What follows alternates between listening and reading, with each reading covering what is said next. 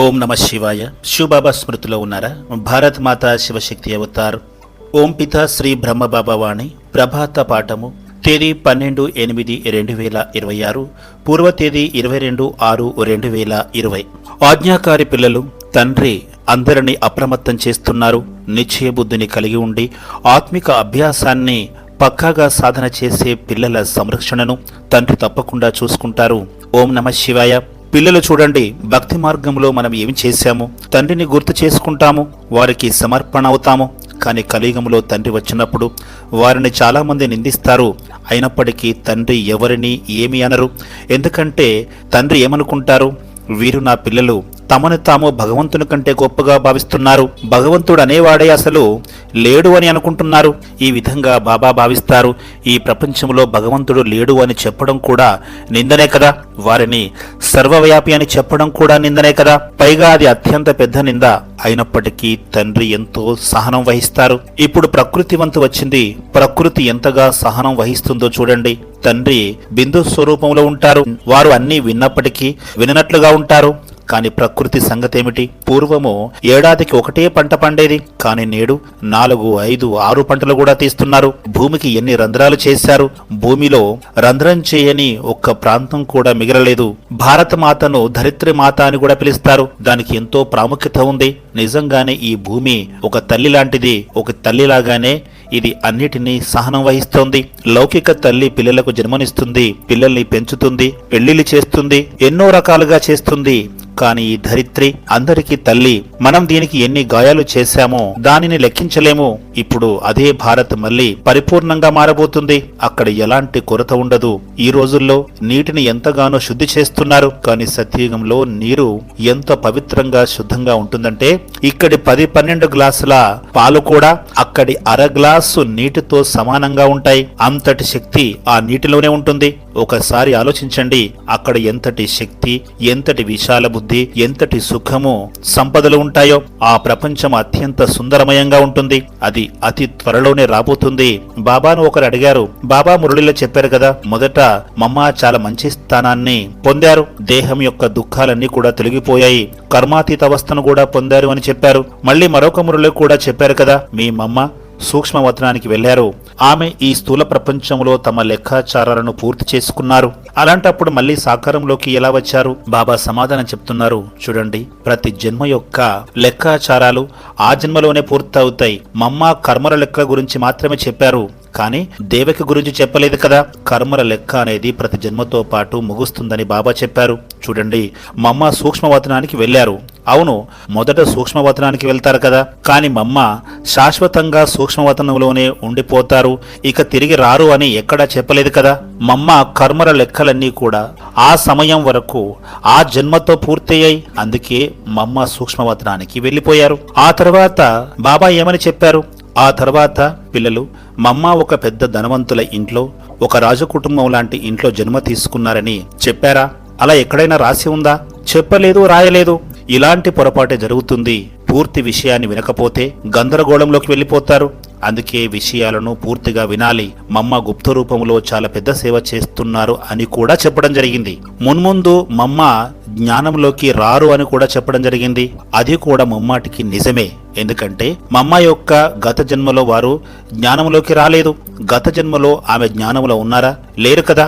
కాబట్టి ఆ వాక్యాలు కూడా కేవలం మమ్మ కోసమే చెప్పడం జరిగింది. కానీ నేటి పిల్లలు శరీరాన్ని వదిలేవారు మళ్ళీ గొప్ప ఇంట్లో, అజ్ఞానుల ఇంట్లో జన్మిస్తారని భావిస్తున్నారు. కానీ ఆ మాట కేవలము మమ్మ కొరకు మాత్రమే చెప్పబడింది, వేరే ఎవరిని ఉద్దేశించింది కాదు. బాబాను అడిగారు, అడ్వాన్స్ పార్టీ అంటే ఏమిటి? బాబా సమాధానం చెప్తున్నారు. అడ్వాన్స్ అంటే ఎవరి బుద్ధిలో అయితే ఆది, మధ్య, అంతిమల పూర్తి జ్ఞానం ఉంటుందో వారే ఈ విషయాన్ని గ్రహించారా? జ్ఞానం అంటే అర్థమేమిటి? స్మృతి చేయడము, తండ్రితో యోగం చేయడము. మొదట్లో మమ్మ జ్ఞానంలో లేరు. ఎందుకంటే తన 84 జన్మలను కూడా పూర్తి చేయాలి కదా. ఆర్థికంగా ఎంతో సహకారం అందించారు. ఇప్పుడు మళ్ళీ తండ్రి పేదల పాలిటి పెన్నిదిగా వచ్చారు కదా. కాబట్టి శరీరం కూడా అలాంటి పేద శరీరమే కావాలి. అప్పుడే వారు పేదల పాలిటి పెన్నిధి ఎన్నిది అని నిరూపణ జరుగుతుంది. ఇంకా చెప్పండి. మరొకరు అడిగారు, బాబా అయితే అందరికంటే ముందు మమ్మ మంచి స్థానాన్ని పొంది కర్మాతీత అవస్థను సాధించారు, ఇక శరీర దుఃఖాలన్నీ తొలగిపోయాయా? బాబా సమాధానం చెప్తున్నారు, అవును, ముమ్మాటికి నిజము. అందరికంటే ముందు మమ్మ మంచి స్థానాన్ని సాధించారు. పొజిషన్ అనేది కేవలము స్థూల ప్రపంచానికే కాదు, సూక్ష్మ ప్రపంచానికి సంబంధించి ఉంటుంది.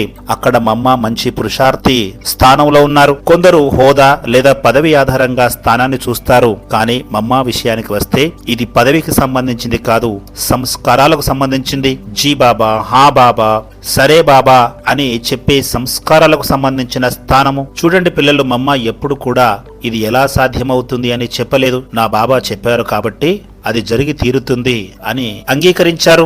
ఈరోజు సైన్స్ ద్వారా మెదడులోని విషయాలను పూర్తిగా డిలీట్ చేసిన తండ్రి స్మృతి మాత్రం ఎప్పటికీ తొలగిపోదు. సైన్స్ కూడా ఇది ఒక సవాలు లాంటిది. వారు దేనిని తొలగించేసినా మనస్సు, బుద్ధి నుంచి బాబా యొక్క ఉనికిని, బాబా యొక్క స్మృతిని ఎవరు తీసివేయలేరు. ఎందుకంటే ఇది ఎంతో సూక్ష్మమైన విషయము. లోపల ఉన్న ఫోల్డర్ లో అది భద్రంగా ఉంది. దీనిని ఎవరు కూడా డిలీట్ చేయలేరు, అంటే తొలగించలేరు. బాబాని అడిగారు, బాబా సైన్స్ కూడా దీనిపై పరిశోధన చేస్తుందా? బాబా సమాధానం చెప్తున్నారు, ఆ సమయము వచ్చే అవకాశమే లేదు. ఎందుకంటే సైన్స్ కూడా త్వరలోనే స్వాహా అయిపోతుంది. ఇప్పుడు యజ్ఞంలో వేయడానికి చాలా కొద్దిపాటి ఆహుతి మాత్రమే మిగిలి ఉంది. సైన్స్ అయిన ఎంతవరకు ఉంటుంది? ఈ విద్యుత్ ఉన్నంత వరకే అది కొనసాగుతుంది. ఈ విద్యుత్ వెళ్లిపోగానే సైన్స్ కూడా అంతమైపోతుంది. మనకి మంచిది. జనకు కుమార్తె పిల్లలందరికీ ప్రియ స్మృతులను తెలియచేశారు. ఆమె ఎంతో సంతోషంగా ఉన్నారు. ఆమె శరీరం యొక్క సంస్కారాలు పూర్తయ్యేంత వరకు మాత్రమే ఆ వతనంలో ఉంటారు.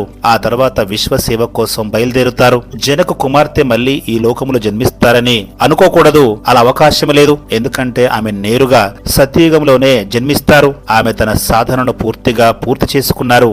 ఒకవేళ మళ్లీ ఈ లోకానికి రావాల్సి ఉంటే 2-3 సంవత్సరాల ముందే శరీరాన్ని వదిలిపెట్టేవారు. తన సాధనను పూర్తి చేసుకుని వెళ్లారు కాబట్టి నేరుగా సత్యయుగంలోనే జన్మిస్తారు. కానీ కొందరు ఏమని అంటున్నారు? జనకు కుమార్తె ఇక్కడ ఉన్నారు, వీరిలో ఉన్నారు అని చెప్తున్నారు. మరికొందరు ఏమని చెప్తున్నారు? మేము చూసి వచ్చాము, ఆమె ఫలానా చోట శరీరాన్ని తీసుకున్నారని చెప్తున్నారు. ఆ విధంగా చెప్పేవారిని ఏమనాలి సోదరులారా? అది వారి స్వంత ఆలోచన. మేము మాత్రం ఈ విషయాన్ని పూర్తిగా స్పష్టం చేస్తున్నాము. జనకు కుమార్తె ఇప్పుడు పైన ఉండి పైనుంచే సేవ చేస్తారు.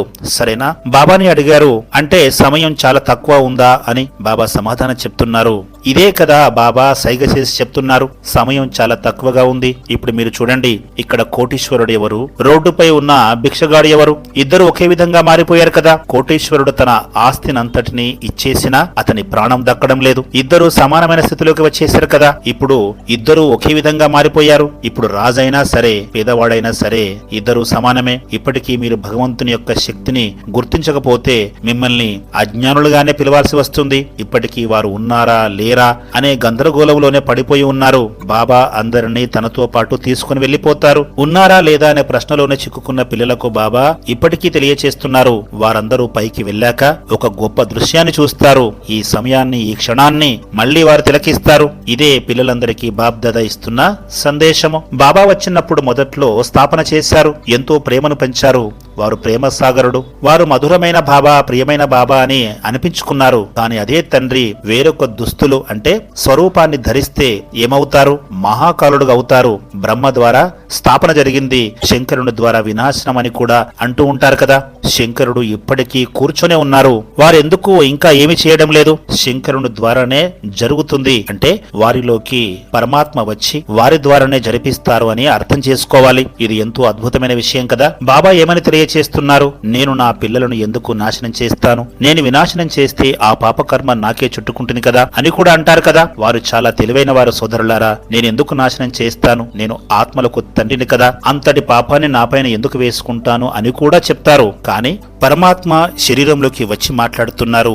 ఇది శరీరానికి అతీతమైన వాణి కాదు. కానీ అదే తండ్రి తన రూపాన్ని మార్చుకున్నప్పుడు ఆ రూపానికి ఎలాంటి పాపకర్మ చుట్టుకోకుండా ఉండేలా రూపొందించుకున్నారు. అంటే సాధారణ మనుషుల రూపము లాంటిది కాదు అది. ఒకవేళ ఒక వ్యక్తి వినాశనం చేస్తే ఆ పాపకర్మ ఎవరికి చుట్టుకుంటుంది? అతనికే చుట్టుకుంటుంది. మరి వారు ఆ రూపాన్ని ఎలా తయారు చేసుకున్నారు? ఈ మట్టితో కాదు, ప్రకాశంతో తయారు చేసుకున్నారు. తద్వారా ఆ పాపకర్మ వారికి చుట్టుకోదు. అర్థమైందా? సూక్ష్మవతనంలో ఉండే ఆ రూపము మట్టితో చేసినది కాదు కదా. దానిపైన పాపకర్మ పడదు. అదేవిధంగా శిక్షలు కూడా పడవు. అది ఒక ప్రకాశంతో తయారైన శరీరము. దానిని ఎవరు శిక్షించలేరు, ఎవరు దానిని దండించలేరు. అలా ఎవరైనా చేయగలుగుతారా? మన బాబా ఎంతో చతురుడు, ఎంతో తెలివైనవారు. అందుకే వారు ఏమంటున్నారు, కొందరు ఏమంటారంటే మేము ఇంటికి వెళ్తాము, అక్కడ నుంచి ఈ సృష్టిని చూస్తామని అంటున్నారు. కానీ బాబా తెలివైనవారు. అలాంటి వారు బాబా ఎదుటకు వెళ్ళి మేము మీ పిల్లలము అని అంటే బాబా ఏమని సమాధానం చెప్తారు? ఎవరు మీరు? ఏ పిల్లలు? మీరు నాకు తెలియదే అని అంటారు. మేము మీ వలె మీ సృష్టిలో ఉన్నప్పుడు ఎంతో ప్రేమపూర్వకంగా పిల్లలు అర్థం చేసుకోండి, పురుషార్థం చేయండి, ఇంటికి వెళ్లాల్సి ఉంది అని చెప్పినంత వరకే నేను తండ్రిగా ఉన్నాను, కానీ ఇప్పుడు నా రూపం మారిపోయిందని చెప్తారు. ఉదాహరణకు ఒక తండ్రి తండ్రిగాను ఉంటారు, ఉపాధ్యాయుడుగాను ఉంటారు. ఇంట్లో ఉన్నప్పుడు తండ్రి వల్లే ప్రేమనిస్తారు, కానీ పాఠశాలకు వెళ్తే ఉపాధ్యాయుడిగా మారిపోతారు. ఒకవేళ అతని స్వంత పిల్లలు కూడా సరిగ్గా చదువుకోకపోతే అదే పాఠశాలలో దెబ్బలు కూడా పడతాయి. వేరే పిల్లవాడికి 2 దెబ్బలు వేస్తే తన సంతానానికి కూడా 2 దెబ్బలు వేయాల్సి వస్తుంది. ఎందుకంటే వారు అక్కడ టీచర్, వీరు నా కొడుకు అని చూడరు కదా. ఎందుకంటే ఆ సమయంలో వారు టీచర్ గా ఉన్నారు. అయితే ఇంటికి తిరిగి వచ్చిన తర్వాత మాత్రము ఆ దెబ్బల్ని చూసి దానికి లేపనం వేస్తారు. బాబా స్వభావం కూడా అలాంటిదే. అందుకే ఇప్పుడు వారు మళ్ళీ తన నిజ స్వరూపాన్ని ధరించబోతున్నారు, మహాకాలుడుగా సిద్ధమవుతున్నారు. పిల్లలకు ప్రత్యేకమైన సందేశాన్ని ఇస్తున్నారు. వారు ఉన్నారా లేదా అనే వ్యర్థమైన ఆలోచనల్లో మీ సమయాన్ని వృధా చేసుకోవద్దు. వారు ఎల్లప్పుడూ ఉన్నారు, ఎల్లప్పుడూ ఉండేవారు, ఎల్లప్పుడూ ఉంటారు. ఇప్పుడు చెప్పండి ఏమవుతుందో. సరైన పిల్లలు, కథ అంత అర్థమైందా? ఎలాంటి పొరపాట్లు చేయకండి, చదువుపైనే పూర్తి దృష్టిని ఉంచండి. ఇంటింటికి గీతా పాఠశాలలు వెలుస్తాయని బాబా చెప్పారు కదా. ఆ సమయం కూడా వచ్చేసింది. ప్రతి ఇంట్లో గీతా పాఠశాలలు ఏర్పాటవుతున్నాయి. ఇక ఇప్పుడు ప్రతి ఆత్మ కూడా నా బాబా విచ్చేశారు అని చెప్పే సమయం కూడా రాబోతుంది. ఇప్పుడు మొదటి అడుగు పూర్తయింది. ఇంటింటికి గీతా పాఠశాలలు ఏర్పాటయ్యాయి. ఇప్పుడు రెండవ అడుగు నా బాబా విచ్చేశారు అని చెప్పడమే మిగిలి ఉంది. ఆ తర్వాత కలిసి నడుస్తాము, కలిసే ఉంటాము, కలిసే జీవిస్తాము, కలిసే వెళ్తాము అని అందరూ కూడా చెప్పే సమయం వస్తుంది. ఆ తర్వాత ఏమవుతుంది? ఒకరు చెప్పారు, అందరూ భగవంతుణ్ణి తలుచుకుంటున్నారు. ఓ భగవంతుడా, మమ్మల్ని అంగీకరించమని బ్రతిమాలుతున్నారు. ఓ భగవంతుడా, మేము ఇంత ప్రసాదాన్ని సమర్పిస్తాము, దయచేసి మా మాటను వినండి అని అడుగుతున్నారు. మరికొందరు ఏమంటున్నారో తెలుసా? ఏమండి, ఇప్పుడు మీ శివబాబా ఎక్కడికి వెళ్లారు? మీ శివబాబాకు చెప్పవచ్చు కదా, పరిస్థితిని చక్కదిద్దవలసిందిగా శివబాబాకు చెప్పవచ్చు కదా అని అడుగుతున్నారు. వారికి చెప్పండి, బాబాను సరిదిద్దామంటారా? అసలు బాబాను అడిగి పాపకర్మలు చేశారా? బాబా, నేను ఈ తప్పు పని చెయ్యనా అని అడిగి చేశారా? అలా చేయలేదు కదా. ఈ ప్రపంచము గుండ్రగా ఉంటుంది. మీరు ఏమి విత్తితే దాన్నే కోస్తారు. మీరు విసిరినదే మీకు తిరిగి లభిస్తుంది. మీ నోటి నుంచి ఇతరులను బాధపెట్టే మాటలు వస్తే అవి మళ్ళీ తిరిగి మీ వద్దకే వస్తాయి. ఇతరులను ఏడిపిస్తే మీరు ఏడవాల్సి వస్తుంది. ఇతరులకు ఏమి పెడితే దాన్ని మీరు తింటారు. నేటి ప్రపంచంలో కూడా చూడండి, ఎవరైనా ఒకరి ఇంటికి వెళ్ళినప్పుడు వారు బాగా మర్యాదలు చేస్తే ఆ తర్వాత వీరు కూడా వారి ఇంటికి వెళ్ళినప్పుడు కూడా అంతే బాగుగా చూసుకుంటారు. ఒకవేళ ఇంటికి వెళ్ళినప్పుడు కనీసము కూర్చోమని కూడా అడగకపోతే నెక్స్ట్ టైం వారు వచ్చినప్పుడు కూడా వీరు అలాగే చేస్తారు కదా. అర్థమైంది కదా? ఈ సృష్టిలో మీరు ఏం చేస్తే అది తిరిగి మీ వద్దకే వచ్చి తీరుతుంది. ఇప్పటికీ సమయం ఉంది. తండ్రి మళ్ళీ ఒక అవకాశాన్ని ఇస్తున్నారు. పిల్లలందరూ అప్రమత్తంగా ఉండాలి, తండ్రి స్మృతిలో కూర్చోవాలి, చేసే కర్మలపై దృష్టిని పెట్టాలి. ఇప్పుడు మిమ్మల్ని మీరు జాగ్రత్తగా ఉంచుకోవాలి. తండ్రి తప్పకుండా సంరక్షిస్తారు, కానీ నిశ్చయ బుద్ధి ఉన్నప్పుడే తండ్రి కాపాడుతారు. తండ్రి ప్రతి ఒక్కరిని అప్రమత్తం చేస్తున్నారు. నిశ్చయ బుద్ధి కలిగి ఉండి ఆత్మిక అభ్యాసాన్ని పక్కాగా సాధన చేసే పిల్లల సంరక్షణను తండ్రి ఖచ్చితంగా చూసుకుంటారు. నిర్లక్ష్యంగా ఉండమని చెప్పడం లేదు, తగిన భద్రతను పాటిస్తూ నిశ్చయ బుద్ధితో ఉండమని మాత్రమే చెప్తున్నారు. మేము ఎక్కడికైనా వెళ్తాము, బాబా మమ్మల్ని ఎలాగైనా కాపాడుతారు అనే మూర్ఖమైన పనులు చేయకండి. ప్రభుత్వం ఇచ్చిన ఆదేశాలను ఖచ్చితంగా పాటించాలి. పిల్లలందరూ తమ ఇంట్లో కూర్చొని రోజు ఉదయం సాయంత్రం కనీసం 10 నిమిషాల పాటు ఓంకారం యొక్క ఉచ్చారణ చేస్తూ ఉండాలి. సరేనా? ఈ విషయాన్ని పిల్లలందరికీ చెప్పండి. పిల్లలు మీరు కూడా చేస్తున్నారు కదా, తప్పకుండా చేయాలి. చాలా బాగా చేయండి. పిల్లలందరూ వింటున్నారా? మళ్ళీ కలవడానికి వస్తాము. సరైన పిల్లలు, పిల్లలందరికీ ప్రియ స్మృతులు తెలియచేయండి. అందరికీ ప్రియ స్మృతులు. సత్యయుగం యొక్క వృక్షము స్పష్టంగా కనిపిస్తోంది. ప్రతి ఒక్కరూ తమ స్థితిని దృఢంగా, శక్తివంతంగా మలుచుకోవాలి. సరేనా? మంచిది పిల్లలు, ఇక వెళ్తాము. వరదానము: పుణ్యాత్మాభవ. మీరు ఈ ప్రపంచంలోనే అత్యున్నతమైన గొప్ప పుణ్యాత్మలు. మీరు మీ పుణ్య సంపదతో ఎంతో మంది పేదవారిని ధనవంతులుగా మార్చేవారు.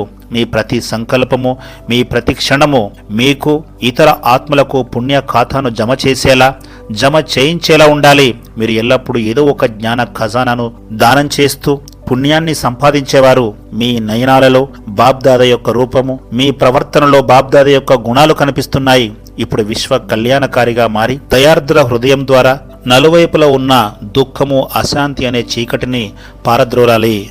ఓం నమః శివాయ.